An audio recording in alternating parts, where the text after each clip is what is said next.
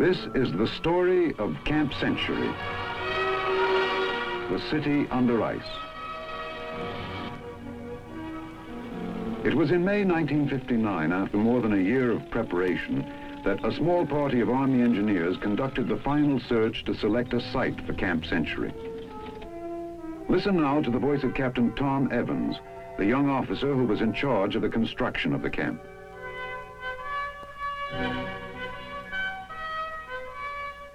This was the day we really got underway. Colonel Kirkering, commanding officer of the United States Army Polar Research and Development Center, was with me when we made the final reconnaissance.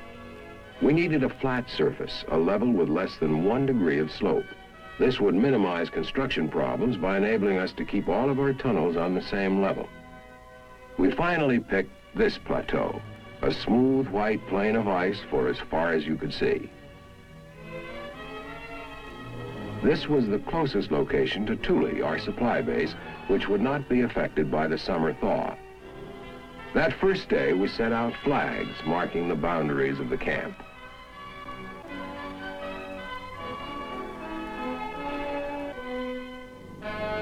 This is rugged country. Nothing lived on the ice cap.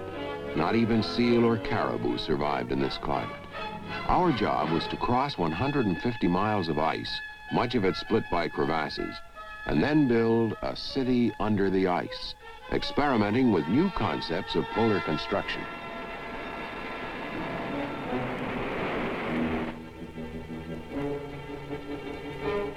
It was several weeks later, at a point where the ice cap sloped down to a narrow strip of barren land along the coast, that our supplies began rolling in by truck for transfer to sleds. To make this transfer possible, we'd had to build a 3-mile road up onto the edge of the ice cap.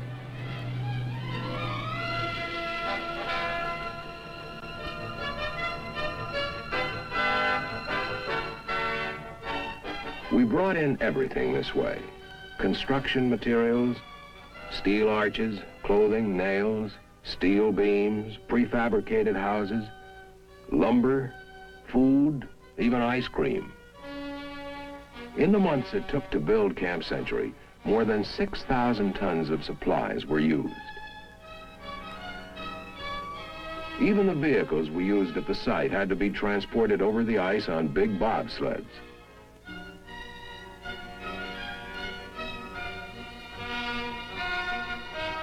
We called these convoys of 10 and 20-ton sleds heavy swings. Crawling up the ice cap at approximately 2 miles an hour, a heavy swing would reach the camp in about 70 hours if everything went well. We used wooden caboose-like trailers, wanigans, to house members of the construction crews for the 3-day trip. Mukluk, a 3-month-old Eskimo sled dog, went along as camp mascot, strictly against regulations. Caterpillar tractors with extra-wide treads pulled the heavy swings. Each tractor could pull from 50 to 100 tons.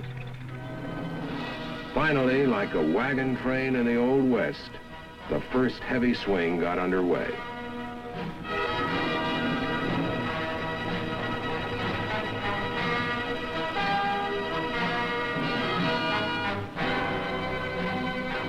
At the same time, we used another type of smaller vehicle to transport an advance party. These polecats would average 10 miles an hour and make the trip in little more than half a day. A convoy of polecats, each section carrying 6 men, was called a light swing.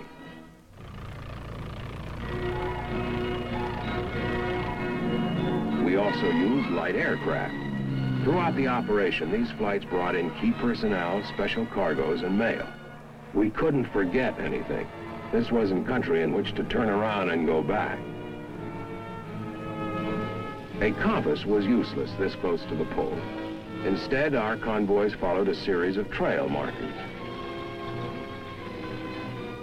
Traveling in a wanigan was a long way from the early tractor trains of the 30s with sourdough biscuits and warmed-up beans.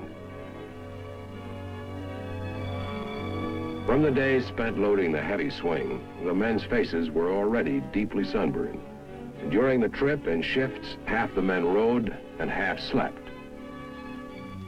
Navy-type bunks were used for sleeping, if you could sleep in the 24-hour sunlight.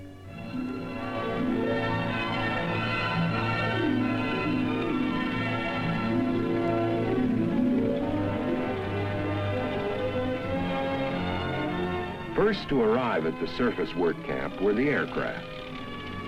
A few hours later, the polecats pulled in. For the next several months, this primitive scene of crowded Jamesway Arctic huts with outdoor latrines was our home. Now the real job began. Altogether, I had 4 other officers and a hand-picked group of 11 non-commissioned officers to help supervise the military construction crew of Camp Century.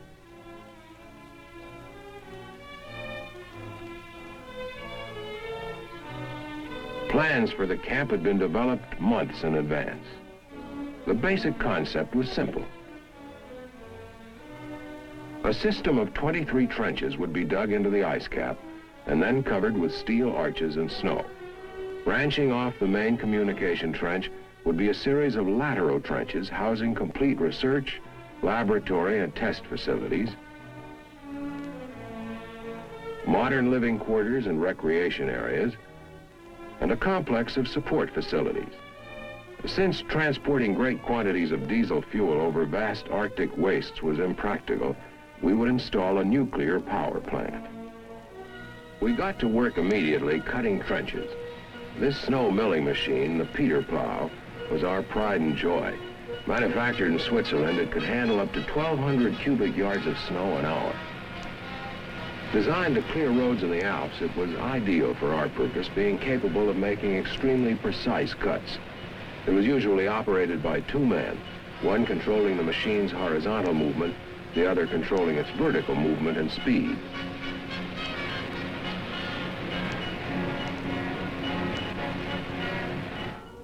When a trench was several feet deep, planks were put down on the shoulders of the cut. Later on, these planks would be used to support the steel arch roof which would cover the trench.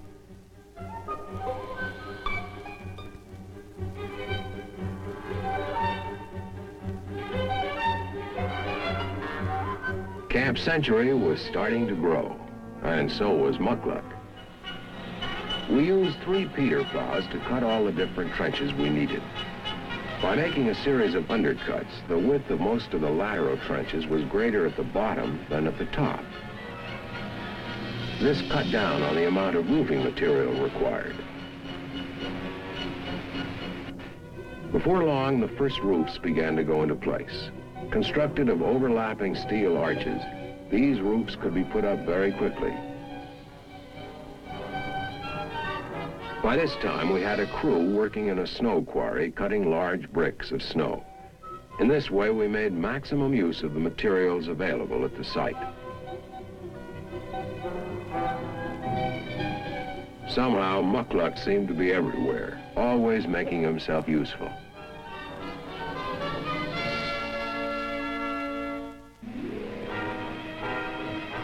When a roof of steel arches was in place, it was covered with snow.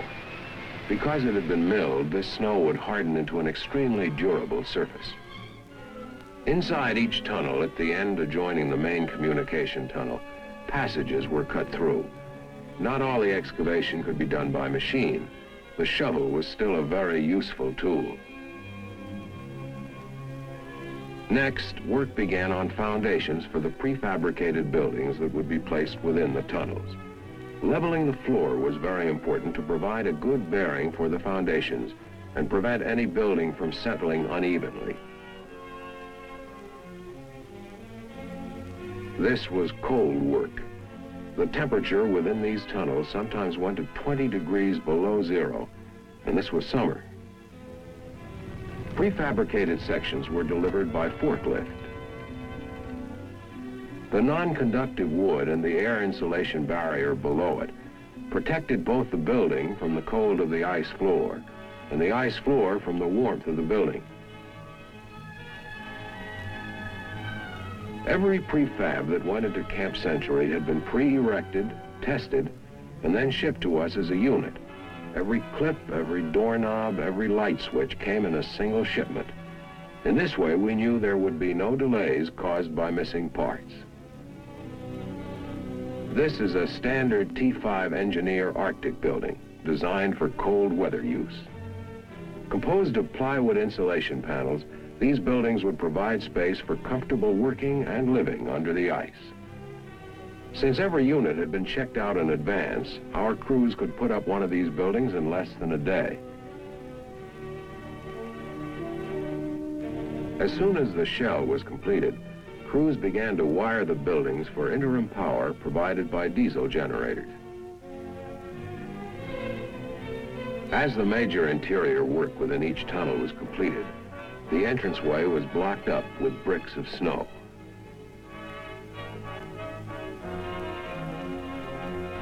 It took about 2 days to build one of these walls. Once in place, these bricks would bond together into a solid wall, and only a small entranceway would be left.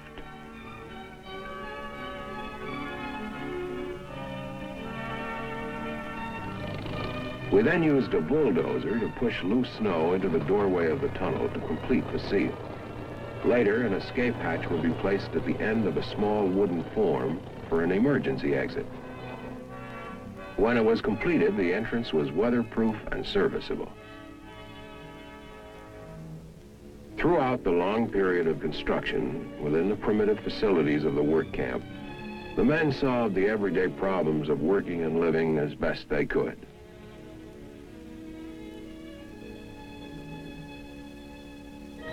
Meanwhile, work had begun on the 4 nuclear trenches. These were the widest and deepest trenches and did not use the undercutting principle.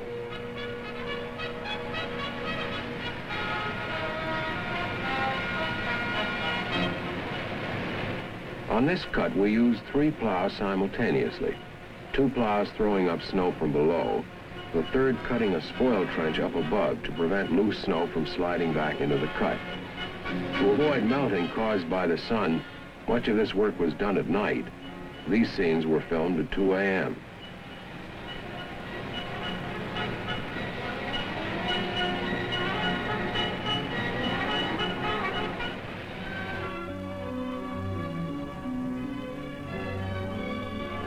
Until the trench was covered, there was always a threat that the 40-foot arches would collapse a shoulder already weakened by the 24-hour-a-day Arctic sunlight.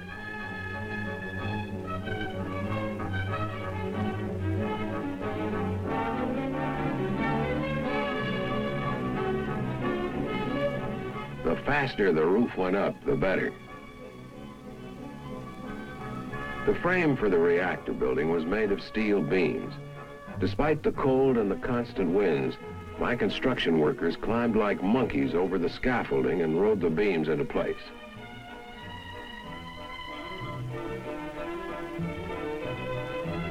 At the same time, within the tunnels already completed, we were installing piping for water and electricity.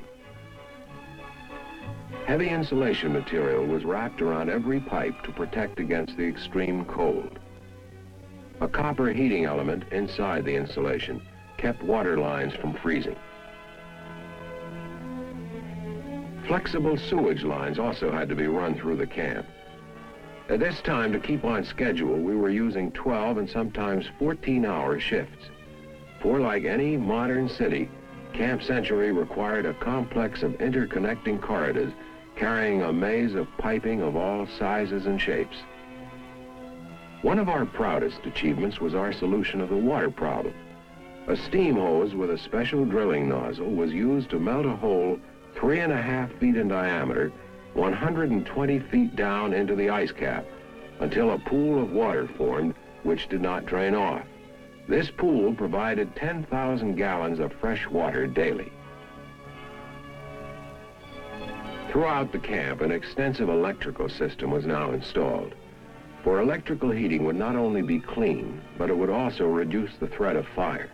And fire was the worst hazard under the ice.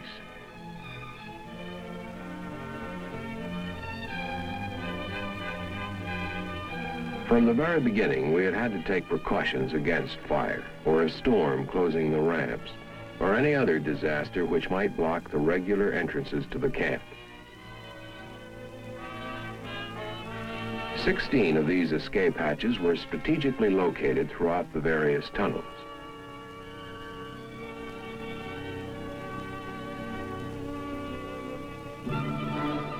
In their off-duty hours, the men did what they could to amuse themselves with the recreational opportunities at hand. Bronco busting was one favorite pastime. By this time, muckluck was almost full grown.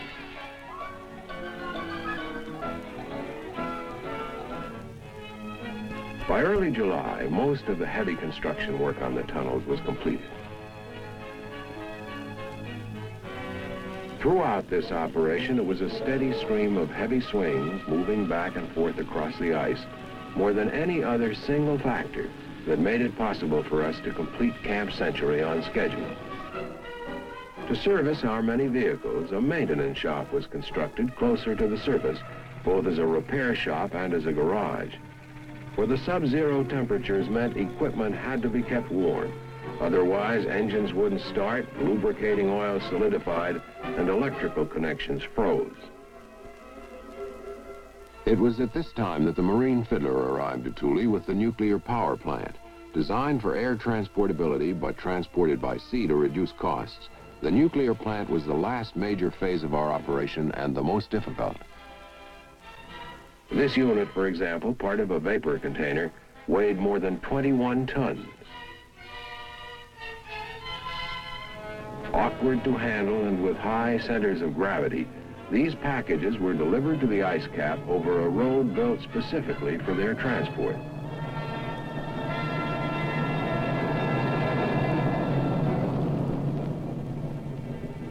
More than 400 tons of piping and machinery arrived in this one shipment.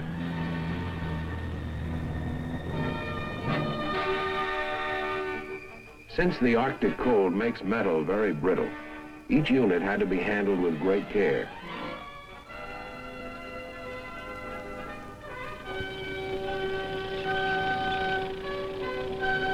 The vapor container, the largest single item in the power plant, was carried on a special flat-bottom sled built expressly for its transport. Everything seemed fine the morning the heavy swing moved out.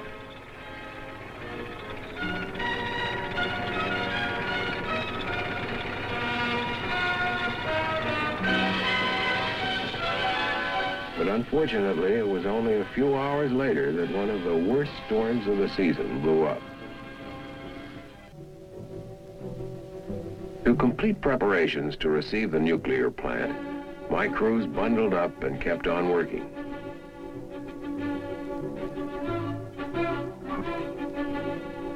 The opening in the roof of the main nuclear trench now had to be closed quickly before the trench began filling with snow. Despite the storm, the heavy swing was still moving. At our end, my crews kept working. It was the only way we could be ready. Just as the swing arrived at the camp, the storm let up entirely. Work began immediately unloading the shipment in preparation for its emplacement. Covers were removed, crates opened. Boxes of piping and wiring, each item carefully labeled, were opened so that each unit would be available when needed. Major components shipped in pieces because of weight limitations were reassembled before being moved into the trenches.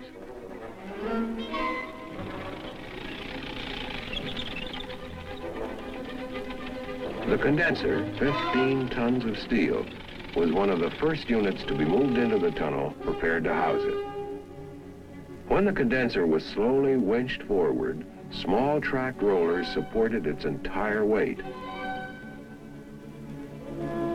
Next, still mounted on its special sled, the vapor container was eased down the ramp by 3 tractors, one in front pulling and 2 in back to keep it from slipping. To bear the weight of the vapor container, the reactor building was constructed around a framework of steel beams. The floor was of heavy planking mounted on other steel beams. We had to use hand rigging methods, the best we could do under the confined conditions, to put the nuclear equipment in place. The power plant consisted of 4 basic elements: a nuclear heat source, equipment that would convert the heat energy into electrical energy, and a system to dispose of excess heat, all regulated by an extensive network of instruments and controls.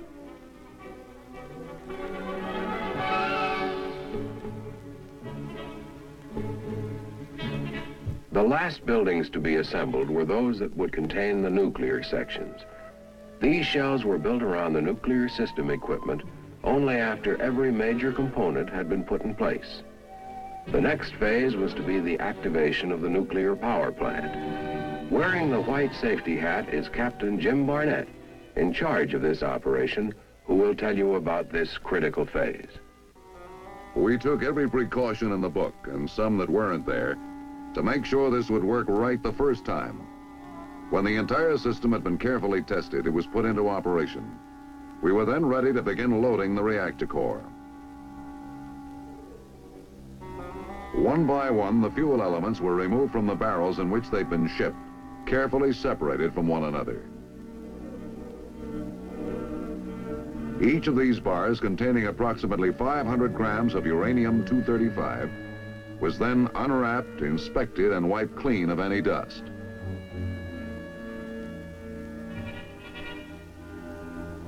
Crewmen wearing protective clothing began to load the fuel elements into a fuel storage tank. This preliminary test proved that the fuel elements, when assembled, would not go active prematurely. After each element was in place, instruments were read and an evaluation of reactivity was made and reported over loudspeakers. The crewmen were protected by a shield of approximately 8 feet of water as they lowered the fuel elements into the fuel storage tank. Later, each of these steel and uranium bars would be transferred underwater to the nearby reactor core. Every step of the testing was meticulously monitored and regular announcements made to the workers assigned to the loading crew. Total U-235 content of the assembled core is 13.376 kilograms. Coefficient of reactivity, 0.935. The assembly is still subcritical. When all preliminary tests were completed, we began to transfer the fuel elements one by one and started loading the reactor core. As each fuel element went into place, the count rate of neutrons released gradually increased. Within the core, to prevent the reactor from inadvertently going critical, control rods were in place. This gradual activation of the pile took almost 9 hours. In this tense atmosphere, we changed crews twice. Above us, it was dark and miserable. With the approach of winter, the sun was preparing to set for the year. Finally, our meters reported a significant increase of reactivity.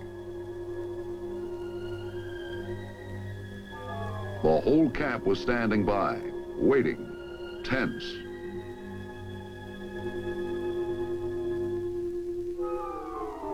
By the 9th hour, the last fuel element had gone into place.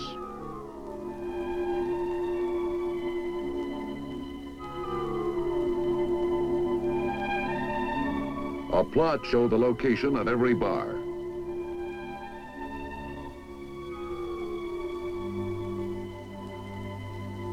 Then the control rods were gradually withdrawn until the reactor went critical at 6:52 a.m.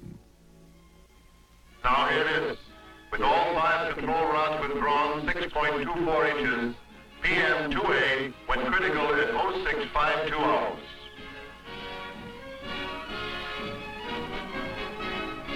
Within the next few weeks, the final touches were put to Camp Century. Today, powered by its nuclear reactor, this unique installation is a completely modern community deep under the ice. This is a far cry from the primitive Jamesway huts of a work camp where 3 showers served 250 men. Here there are showers for all and facilities for every modern convenience. Among the many sophisticated facilities at Camp Century is the dispensary, complete in every detail. For while the remote research community is isolated by 150 miles of ice and snow, its medical capabilities can cope with almost any emergency. It also has a small chapel for regular religious services. And it boasts the largest deep freeze in the world. Here is enough food to feed the camp for several months. Everything from steak to fruit salad.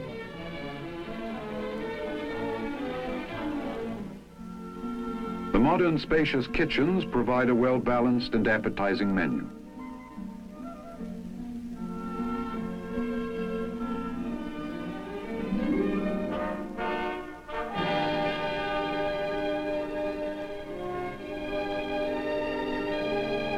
To satisfy the enormous appetites that working in this climate produces means extra rations, but there's always more than enough.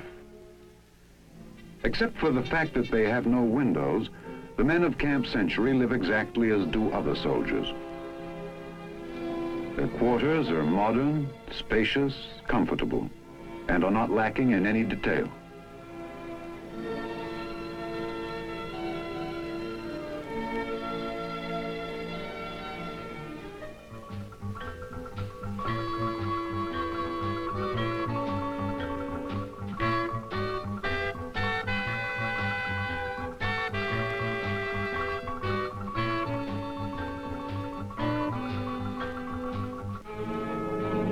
Today, Camp Century is being operated as a year-round Arctic research center.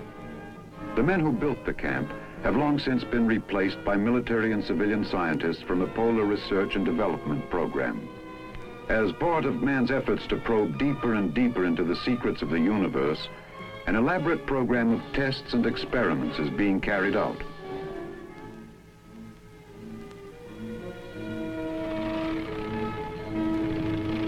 At this very moment, somewhere, men from Camp Century are at work, within the city itself or out on the ice cap. Only muckluck remains from the original contingent.